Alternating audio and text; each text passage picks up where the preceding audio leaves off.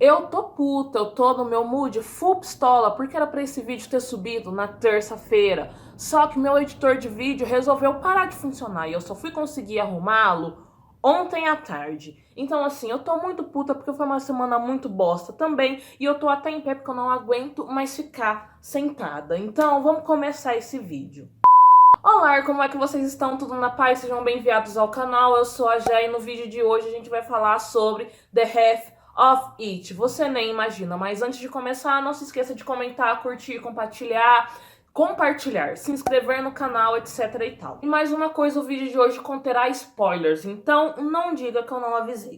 Então nós temos Ellie-Chu, uma menina linda, maravilhosa, inteligentíssima, que faz o trabalho da galera da turma dela em troca de uma grana. Um dia, um garoto chamado Paul, um dos jogadores do time de futebol da escola, intercepta Ellie no meio do caminho para pedir que ela faça uma carta, porque ele quer conquistar Esther Flores. E nada mais romântico do que escrever cartas em tempos de WhatsApp, não é mesmo? Então tá tudo indo muito bem, até que Ellie se percebe apaixonada por Esther Flores e melhor amiga de Paul.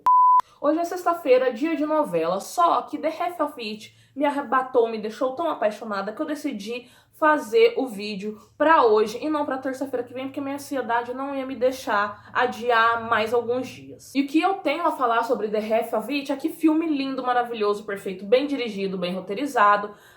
As personagens são bem construídas, os atores interpretam muito bem. A protagonista é não branca, o filme é singelo, é doce, ainda assim consegue ser intenso. E eu poderia utilizar mais outros 1000 adjetivos para descrever essa preciosidade da Netflix. Eu não tenho mais tanta paciência para filme de romance adolescente, ainda mais quando é heteronormativo. Então sim, o que me atraiu para assistir The Half of It foi a possibilidade de romance entre a Esther e a Ellie, tanto que quando eu vi o trailer já pensei, bora assistir, mas eu já fui o quê? Com as expectativas lá embaixo. Só que The Half já conquistou meu coração porque ele quebra alguns clichês de romance adolescente, trabalha outros clichês de uma maneira um pouco diferente. Um dos clichês que o filme... Eita caralho.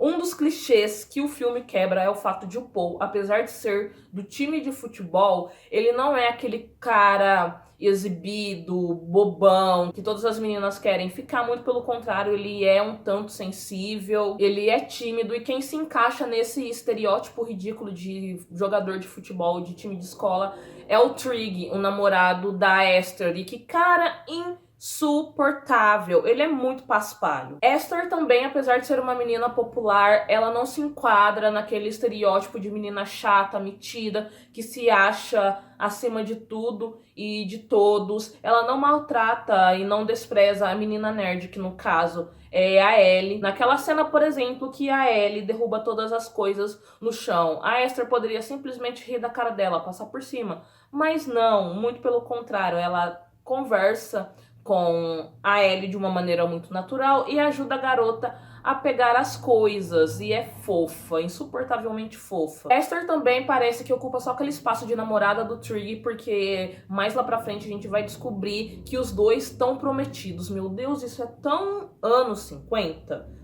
Mesmo que a Ellie diga no começo do filme que não é sobre uma história de amor, é sim sobre o amor também, mas não só sobre isso.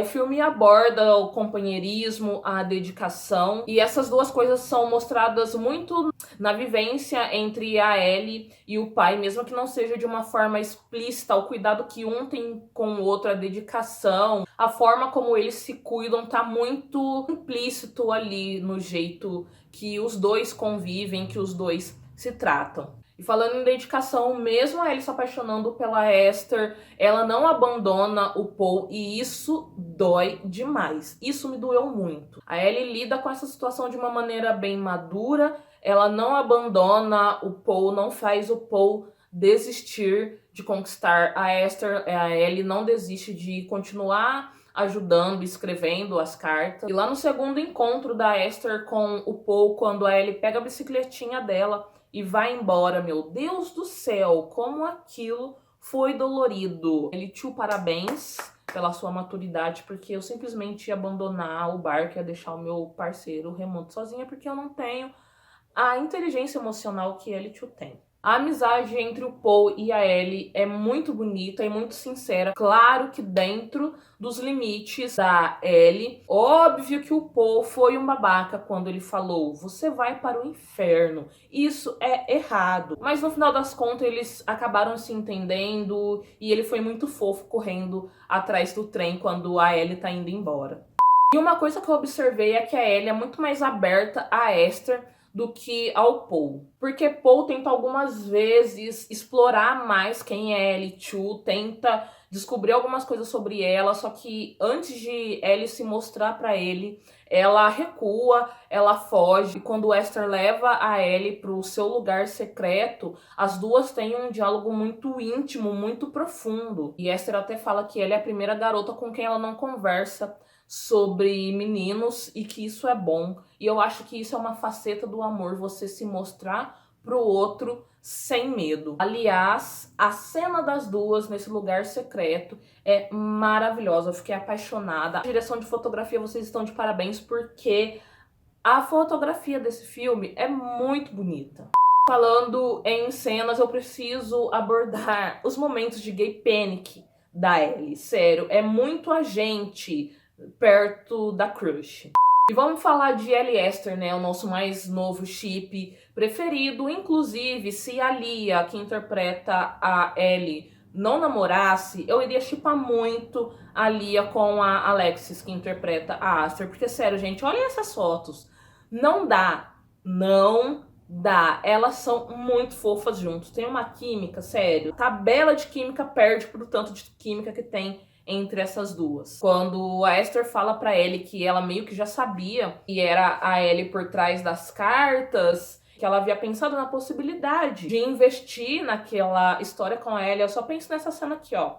Porque a Esther se comporta de um jeito que não é comum de uma pessoa que você meio que acabou de conhecer. Porque a Esther dá aquele sorrisinho, coloca o cabelo atrás da orelha. Isso a gente só faz quando a gente tá com vergonha de estar perto de uma pessoa que nos causa interesse. E para Esther saber que a Ellie tocava na igreja do pai dela há 4 anos, mais ou menos, é porque tem alguma coisa ali. E a Ellie provavelmente era muito afim da Esther antes de toda essa história acontecer, porque a gente percebe no começo do filme que quando a Esther tá cantando, a Ellie tá olhando para ela de um jeito diferente, um jeito meio curioso, meio que tentando desvendar. E pelo jeito também que ela fica nervosa quando ela fala I'm a Chu.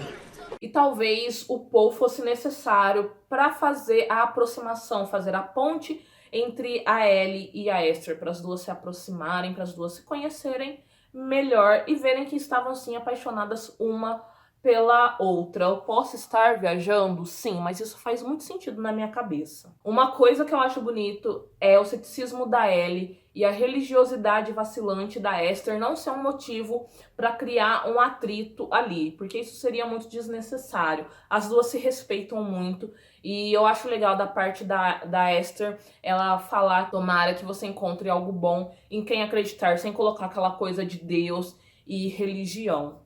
Eu posso falar que eu fiquei surpresa com o beijo no final? Sim, porque não houve um caminho que levasse a entender que as duas iam se beijar ali a qualquer momento. Até porque quando a Ellie aparece ali na porta do restaurante e as duas começam a conversar, a Esther tá um pouco ríspida, porque ela tem os motivos dela, né? Não vou dizer que não. Só que aí a Esther acaba abaixando um pouco a guarda, se tornando um pouco flexível. E fala que meio que já sabia e que tinha pensado na possibilidade. E foi nesse momento que eu comecei a me tremer toda e eu comecei a chorar. Sim, eu chorei no final de The Half of It. Me julga se você quiser, porque eu não tô nem aí. Mas elas não ficam juntas no final. Ai, que final não sei o que. Tá, deixa eu falar uma coisa aqui. Pra mim, o final foi perfeito e coerente. Eu mudei a minha definição de final feliz que a felicidade anda aliada à coerência. E eu vou explicar o porquê. Primeiro, porque o romance não foi o foco do filme. Porque o filme trabalhou sobre a descoberta e sobre a percepção dessas personagens, sobre os seus sentimentos. E não caberia a Esther chutar o pau da barraca e querer viver o romance com a Ellie, porque a Esther tem um pai que é pastor. eu ia falar prefeito, que é pastor, que é padre, e ela vive naquela família tradicional estadunidense e namora um cara e tá ali vivendo uma situação de que vai rolar um casamento e do nada aparece um cara apaixonado por ela e aí ela descobre que na verdade era uma menina. E aí ela percebe que não é só o cara que tá apaixonado por ela, mas sim uma menina. Seriam muitos questionamentos a serem resolvidos, poderia gerar uma tensão, deixar o filme um pouco mais pesado. E uma das melhores coisas de The Half of It é a leveza, é uma característica da Alice Wu, porque Seven Face também é um filme muito leve, muito com aquela vibe de sessão da tarde. E o filme trata a descoberta do eu com muita leveza, sem aquele fardo de parecer errado, sem aquela coisa de meu Deus, eu estou gostando de uma menina, eu vou surtar, meu Deus, eu estou gostando da menina que meu amigo tá gostando, eu vou surtar, meu Deus, eu estou amigo do cara que está afim da mesma menina que eu. E a opinião sobre o final de Você Nem Imagina se alinha diretamente com o de O Retrato de uma Jovem em Chamas. Que ambas as produções foram criticadas, já que Heloise e Marianne não ficaram juntas assim como Esther e Ellie. No vídeo de Retrato de uma Jovem em Chamas eu falei o porquê que o final não me incomodou, então você assiste aí pra descobrir. E sobre The Half, o que eu tenho a dizer que as duas juntas naquele momento não era cabível. Primeiro porque tava cada uma seguindo a sua vida acadêmica. E a Esther tava ali naquela digestão difícil de tudo o que tinha acontecido. O final, apesar de ter ficado em aberto, pra mim, foi um final feliz porque a Ellie tomou coragem pra beijar a Esther, que não repudiou o gesto, muito pelo contrário, ela até gostou. Olha essa carinha que ela faz depois que beija. Sério, gente, não tem condições. Ela é muito fofa. E a carinha da Ellie também, voltando pra casa. Sério, duas apaixonadinhas. Esther poderia ter continuado na defensiva, poderia ter sido estúpida, grossa, escruta. Só que não. Ela se permitiu, ela cruzou a linha do próprio limite e se permitiu, mesmo que tenha sido por poucos segundos. E agora a gente tem que orar a Safo pra que os 2 anos do filme não sejam o equivalente aos 2 anos da nossa realidade. Se bem que com esse rolê de coronga aí pode ser que demore até mais um pouco. Enquanto isso, a gente faz o quê? Vamos fanficar na nossa cabeça.